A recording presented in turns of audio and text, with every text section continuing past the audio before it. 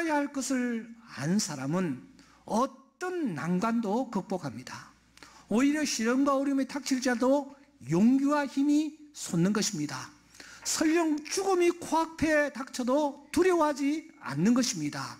아니, 그 죽음이 설령 십자가의 형틀과 같은 그런 고통일지라도 그 고통을 넉넉히 감내하는 것입니다. 우리 주님처럼 말입니다. 그래서 오늘 1절은 우리 주님이 뭔가를 아셨다라는 것으로 출발합니다. 그런데 7절은 그런데 사랑하는 제자들은 알아야 할 것을 알지 못했다라는 말씀으로 마무리하고 있습니다. 그리고 그 중간에 오늘 우리가 생각해야 할 3절이 자리 잡고 있지 않습니까? 3절에 보시면 예수님께서 알아야 할 것을 아셨는데 도대체 무엇을 아셨는지를 우리에게 밝히고 있습니다.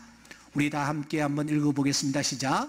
저녁 먹는 중 예수는 아버지께서 모든 것을 자유의 손에 맡기신 것과 또 자기가 하나님께로부터 오셨다가 하나님께로 돌아갔을 것을 아시고 했습니다.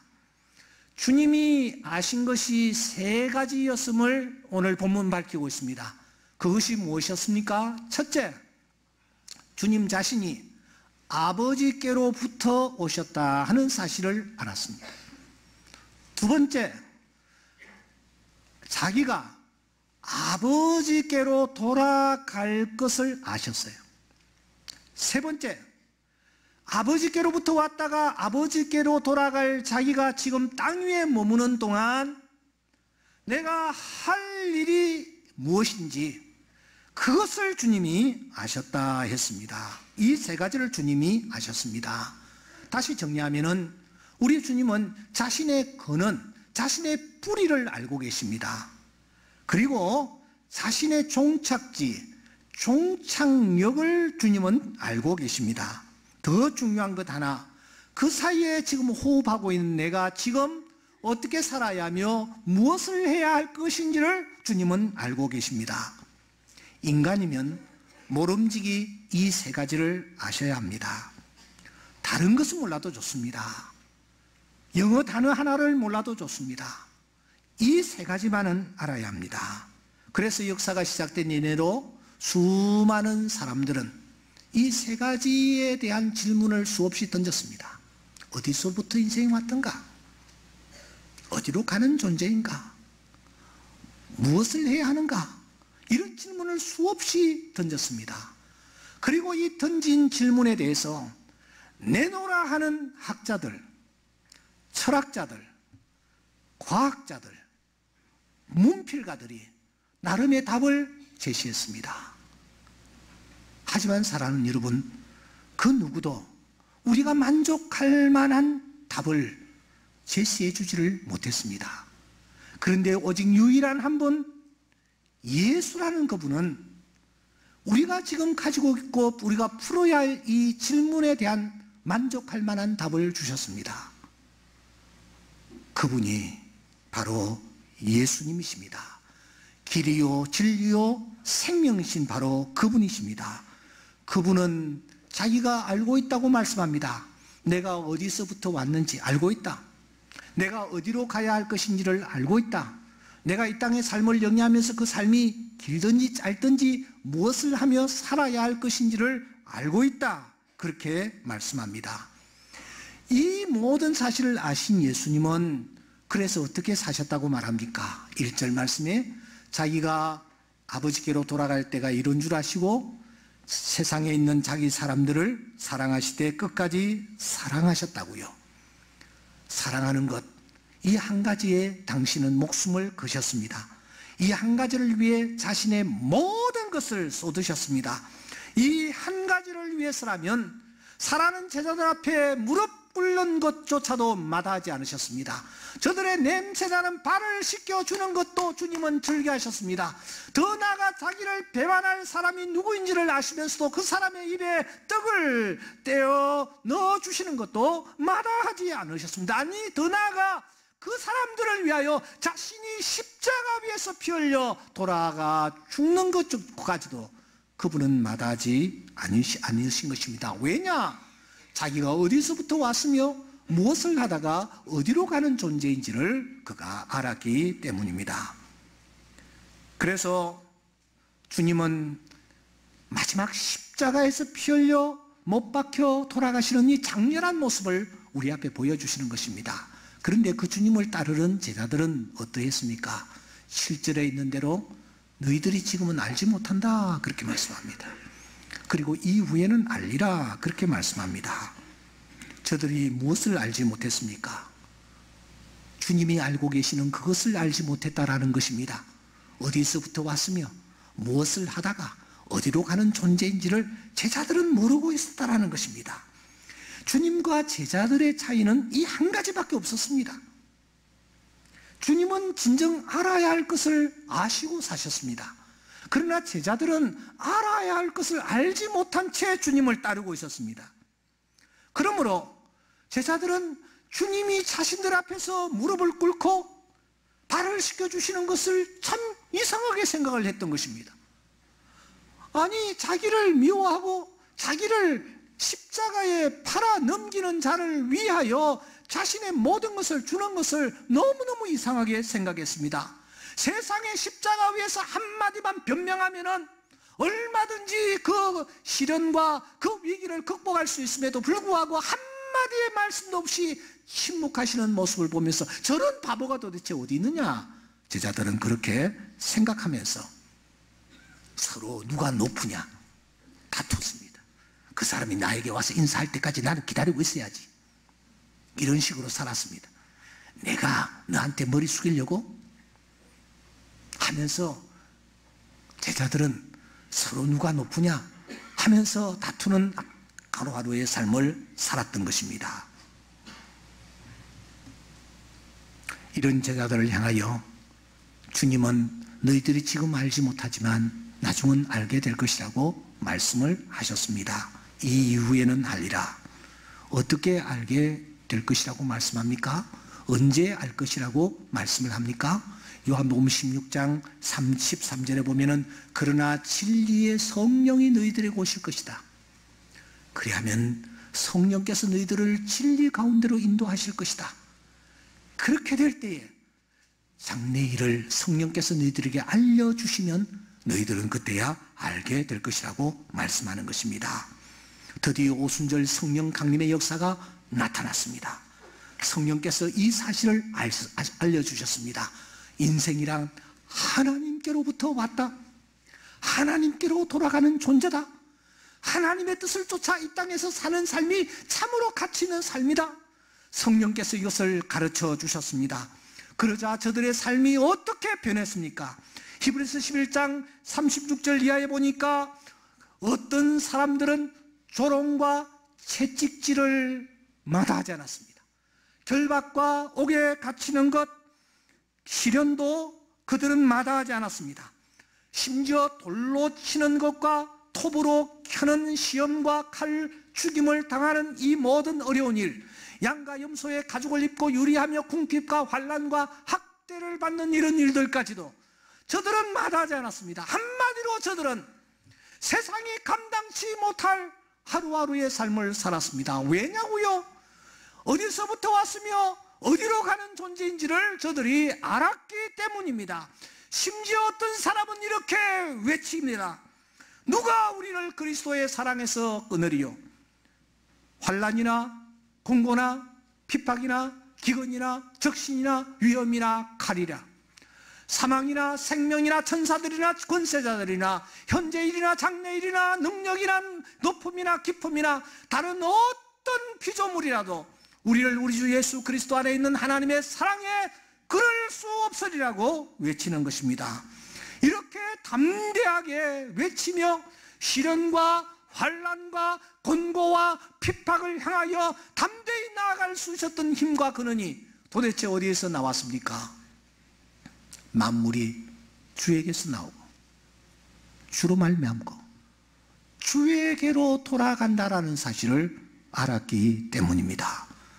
그러므로 사랑하는 여러분, 인생이면은 꼭 알아야 할 이 세 가지를 아셔야 합니다. 인생이 어디서부터 왔으며 무엇을 하다가 어디로 돌아가는 존재인지를 말입니다. 그런데 여러분, 모든 인생이면 다 이 세 가지를 알고 있을까요? 알고 있을까요? 천재면은 다 알고 있을까요? 지난 14일 76세를 일기로 스티븐 호킹이라는 박사가 세상을 떠났습니다. 온 세계가 추모의 물결로 넘쳐 흐르고 있습니다. 그도 그럴 것이 그는 천체 물리학계의 거두입니다. 천재였습니다. 어떤 이는 아인슈타인이 환생을 했다라고 말합니다. 특별히 중국에서는 이 호킹을 신의 반열에 올려놓고 있을 정도입니다. 그도 그럴 것이 그는 타의 추종을 불허하는 그런 큰 업적들을 남겼기 때문입니다. 특별히 그의 삶은 우리들에게 큰 감동을 안겨주지 않습니까? 그가 케임브리지 대학에 들어가서 그 대학에서 여러분 조정 선수로 활동을 할 정도로 건강한 체력의 소유자였습니다. 그런데 그가 21살에 루게릭 병으로 진단을 받고 의사는 당신은 2년, 길어봐야 5년밖에 살 수 없다라는 사형 선고를 내렸습니다. 그럼에도 불구하고 그는 굴하지 않았습니다. 24살에 그 유명한 여러분 블랙홀 이론을 그가 발표를 했습니다. 전 세계가 크게 강탄을 당했습니다. 그 이후에 우리가 상상할 수 없었던 이론들을 그는 수립하여 우리 앞에 제시를 했습니다. 이러한 삶이었기에 그는 정말 모든 사람들의 귀감이 되었고 또 존경을 받아 마땅한 그런 삶을 살았던 것이 틀림이 없습니다. 하지만 여러분, 그러한 그가 노벨상은 받지 못했다는 사실을 아십니까? 최고의 천체 물리학자입니다. 아인슈타인 이후에 최고의 과학자로 자타가 공인하는 사람입니다. 그런데 매년 수여하는 노벨상을 받지를 못했습니다. 이상하지 않습니까? 노벨상 위원회는 엄격했습니다. 스티븐 호킹의 이론이 대부분 실험적인 검증이 불가능해서 노벨상의 규정을 충족시켜주지를 못했기 때문입니다. 이 말을 좀 직설적으로 표현한다면 이 호킹이 발표하는 내용들이 그저 상상, 인간의 상상의 산물이라고 말했다라는 거예요. 노벨상 위원회가 그렇게 보았다라는 것입니다. 그러면 여러분, 이 스티븐 호킹은 도대체 어떤 바탕 위에서 그의 이론이 정립되어지며 세워졌나요? 두 가지입니다. 하나는 창조주는 없다라는 이 바탕 위에서 그의 이론은 출발을 합니다. 특별히 기독교에서 말하는 창조주 하나님이란 존재하는 게 아니다. 그 바탕 위에서 그의 학문이 출발을 합니다. 그는 이렇게 말하고 있습니다. 우주는 신이 창조한 것이 아니다. 물리학 법칙에 따라 만들어졌을 뿐이다. 그는 그렇게 말합니다. 그는 또 이렇게 말합니다. 우주를 설명하기 위해 굳이 신이라는 존재를 상상할 필요는 없다. 과학은 창조자의 도움 없이 우주를 설명할 수 있다. 그렇게 말하고 있습니다. 한마디로 신이란 존재는 없다라는 것입니다. 또 하나, 이 스티븐 호킹이 바탕에 깔고 있는 중요한 사상이 있습니다. 그것은 사후세계가 없다라는 것입니다. 그런 지난 2011년 5월 영국 일간지 가디언과의 인터뷰에서 이렇게 말합니다. 천국이나 사후세계는 실제하지 않는다. 마지막 순간 내가 깜빡거림을 멈추면 그 이후엔 아무것도 없다. 뇌는 부속품이 고장나면 작동을 멈추는 컴퓨터이다. 고장난 컴퓨터를 위해 마련된 천국이나 사후세계는 없다. 그렇게 말합니다. 사후세계가 존재할 수 없다라는 거예요. 존재하지 않는다라는 거예요. 그가 이런 바탕 위에서 출발하게 된 계기가 무엇일까요? 이름이 스티븐입니다. 스티븐은 성경에 등장하는 스데반입니다. 아버지는 신실한 크리스찬이었습니다. 그에게 스데반처럼 살았으면 좋겠다 하고 스데반이라는 이름을 지어준 거예요. 스데반이 어떻게 살았습니까? 보라! 하늘이 열리고 인자가 하나님 우편에서 성서를 보느라. 스데반은 사후세계를 보면서 마지막을 장식했습니다. 그런 삶을 살아가기를 원한 거예요. 그런데 어찌 그렇게 살았을까? 이렇게 생각했을까요? 아쉽게도 그의 어머니는 철저한 공산주의자였습니다. 유물론에 입각한 학자였습니다. 아버지가 어렸을 때에 그 가정을 떠났습니다. 스티븐은 어머니의 영향을 입으며 성장기를 보냈습니다. 그래서 하나님의 존재를 인정하지 않았을까요? 그래서 사후세계를 인정하지 않았을까요? 스티븐 호킹은 파스칼을 제일 존경했습니다. 그런데 파스칼은 이렇게 말했습니다. 신이 있는지 없는지 모를 때가 인간은 더 행복하다, 그렇게 말했습니다. 이 파스칼의 영향을 받았기 때문일까요? 한 가지 분명한 사실은 이 호킹 씨가 지금 굉장히 당황을 하고 있을 것이라는 사실입니다. 천사들이 그에게 다가와서 호킹 씨 당황하셨어요? 지금 그렇게 하고 있는 거예요. 아니 지금 그는 너무너무 놀라운 세계에서 그는 분명히 당황하고 있습니다. 하나님이 심판대 앞에 쫙 계시는 거예요. 컴퓨터가 고장나가지고 사라지는 것처럼 인간은 사라지는 존재다라고 생각했는데 하나님의 형상으로 지음을 받은 자신이 너무너무 놀라운 세계에 진입해 있다는 사실을 그가 지금 경험하고 있기 때문입니다. 여러분, 사후세계가 어떻게 됩니까? 제가 잠깐 도표를 보여드리겠습니다. 성경은 이렇게 이야기하고 있습니다. 우리가 어느 날 세상을 떠나 죽음을 맞이하게 됩니다. 죽음 앞에는 큰 구렁텅이가 있습니다. 시커먼 구렁텅이입니다. 이 구렁텅이는 넘어갈 수도 없고 넘어올 수도 없습니다. 천주교에서 말하는 연옥이라는 개념은 성경 어디에서도 존재하지 않습니다. 아래쪽, 이쪽으로 갈라지는 거예요.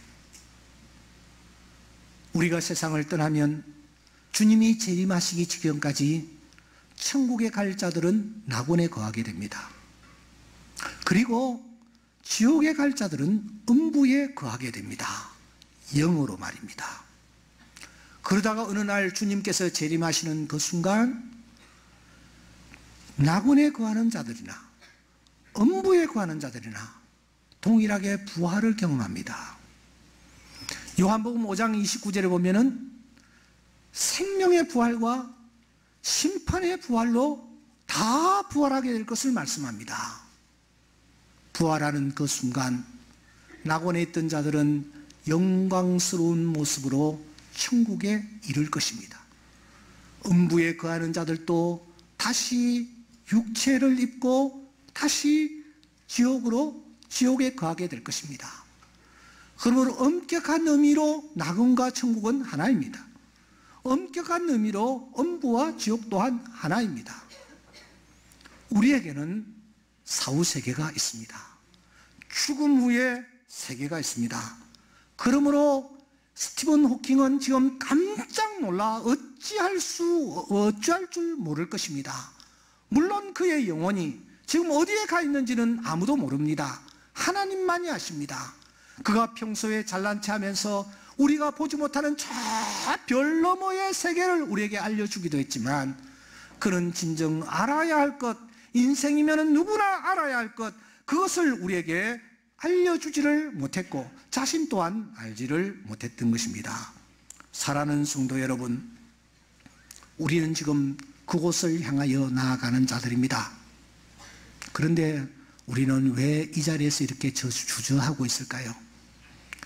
지난 수요일 날 순장반 공부를 마치고 요즘 순장반이 다락방 교재가 민수기서지 않습니까? 민수기서는 이제 시내산에서 출발한 이스라엘 백성들이 이제 가나안 땅으로 진입하면서 이런저런 과정을 겪고 방황하는 여러 가지 여정들이 기록되어 있습니다. 그런데 21장에 보니까 아니 이스라엘 백성들이 이제 거의 모압 땅까지 왔습니다. 지도를 한번 보여주실래요? 모압 땅까지 왔습니다. 시내산에서 출발하여 방황을 했습니다만 모압 땅까지 왔습니다. 코앞에 여리고가 보이고 아이성이 보입니다. 그쪽으로 바로 진입하면은 가나안입니다. 그런데 21장에 보니까 아모리 백성을 치고 난 뒤에 이스라엘 백성들이 저 북쪽 바산 왕 옥을 치기 위하여 올라가는 거예요. 한 권사님이 저에게 질문을 던졌습니다. 목사님, 이상합니다. 아니 저기에서 그냥 요단강 건너가지고 가나안 땅 들어가면 되지 왜 저렇게 올라갑니까? 그래서 제가 뭘 했는지 아세요? 권사님은 천국 가고 싶어요? 지금 가고 싶어요? 그랬더니 가기 싫어요. 그래서 저도 가기 싫어요. 제가 그렇게 대답을 하고 강의를 끝냈습니다. 여러분, 우리는 천국이 있는 것을 압니다. 하지만 우리는 여기에 익숙해 있기 때문에 그곳에 들어가는 것을 주저하고 있을 뿐입니다. 그래서 우리는 지금 방황을 하고 있는 것입니다. 배가 아파도 약을 먹고 오래 살려고 애를 쓰는 것입니다. 아둥바둥 하는 것입니다. 하나님은 보면서 이 자식들 더 좋은 세계가 있는데 하시면서도 하나님은 기다리고 계시는 줄 믿습니다. 사랑하는 여러분, 우리는 알고 있습니다. 세 가지를 알고 있습니다. 여기보다 더 나은 세계가 있다는 사실을 알고 있습니다. 아멘입니까? 그곳은 천국인 줄 믿습니다. 우리는 그곳에서 하나님을 만날 것이요 주님을 만날 것이요 앞서간 믿음의 성도들을 만나게 될 줄 믿습니다. 그곳에 가면은 만나게 될 것입니다. 우리는 그곳에 가서 이 세상에서 누리지 못한 자유가 무엇인지를 진정으로 맛보게 될 것입니다. 부활하신 예수님께서 방문을 닫고 있는 제자들에게 나타나셨습니다. 우리는 그런 영광스러운 모습을, 영광스러운 일들을 우리는 천국에서 맛보게 되어질 줄 믿습니다. 그날을 바라보면서 믿음으로 나아가 하나님 앞에 섰을 때에 하나님 계시군요. 우리가 하나님 앞에 왔군요. 더 나아가 부족하지만 하나님의 일을 하다가 오게 해주신 것 감사합니다 하면서 하나님께 영광 돌리는 그런 하루하루의 삶을 살아가는 우리 모두가 될 수 있기를 주의 이름으로 축원합니다.